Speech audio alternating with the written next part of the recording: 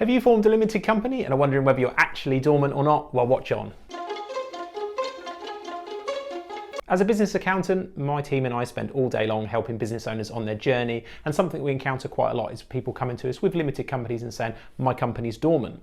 Now, interestingly, for a lot of technical reasons, sometimes that just isn't true. They may feel it's dormant, but actually the company's house might see it otherwise, or the tax man might see it otherwise. Sometimes all three parties see it in a different way. And as a result, it's important to know whether you're actually dormant or not. Now, before we get deep into this video, if you enjoy this type of content, make sure to click the subscribe button below and you'll be notified whenever we release another one. In terms of why it's important as to whether you're dormant or not, is that your filing requirements are vastly less. And as a result, your costs with an accountant are going to be less, or if you're doing it yourself, it's a far easier thing to do. There is a free online portal to file dormant accounts with Companies House, which I think is really quite important. So let's have a look at the technical aspects of whether you're actually dormant. Now, as we said at the beginning, Companies House and the tax man might actually disagree as to whether you're dormant. So let's run you through individually. So from the tax man's perspective, for corporation tax, what will happen is if he thinks you're dormant, it's unlikely that he would issue you a corporation tax return. That's the annual return you do. A bit like if you're a personal taxpayer,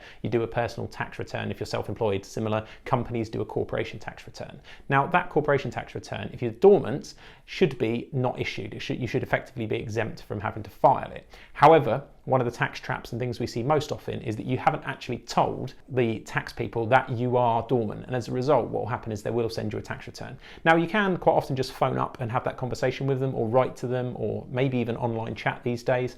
But either way, you can normally have that conversation, prove that you are in fact dormant, and there's no need to do it. Sometimes they might ask for one anyway. It does happen on a rare occasion, but generally if you can prove you're dormant, then they're fine. Now, that's something to bear in mind, that you're not automatically considered dormant. You do need to communicate with them. Now, they will see some things as dormant. So the type of things they would normally look for is you haven't started trading yet. So you've literally formed the company, haven't used it. In fact, a lot of the times you haven't even formed a bank account. If you have formed a bank account, be very careful, because receiving interest could invalidate your ability to be dormant. So just make sure that if you have got it, you're not really using that account. It's just sitting there waiting. The other couple of things where you would normally see it is whether you're an unincorporated charity with no real corporation tax to pay, or you're like a flat management company, it's just holding money on account. Those kind of things, from the tax people's point of view, going to be seen as dormant. But as we said, the one that could catch you out is receiving interest. So really do keep a close eye on your bank account. Now, the Companies House one is more tricky, because I think a lot of people go, okay, my company's dormant because it hasn't been trading.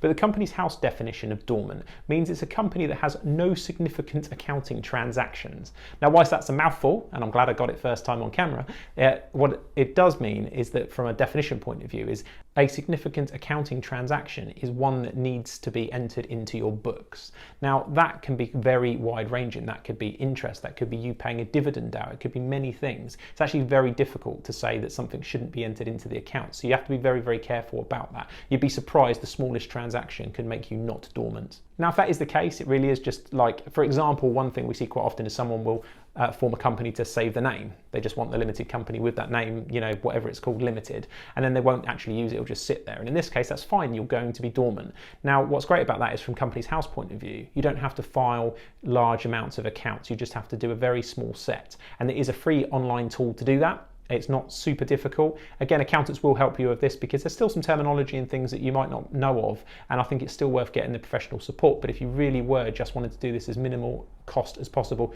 there is a free tool which I will link in the comments. So that is very possible. And of course, as we already mentioned, you probably won't have to do a corporation tax return if that's the case, if it literally hasn't traded and is just sitting there as a name. The other thing you do need to do during the year is you're going to have a look at your confirmation statement and your persons of significant control register return.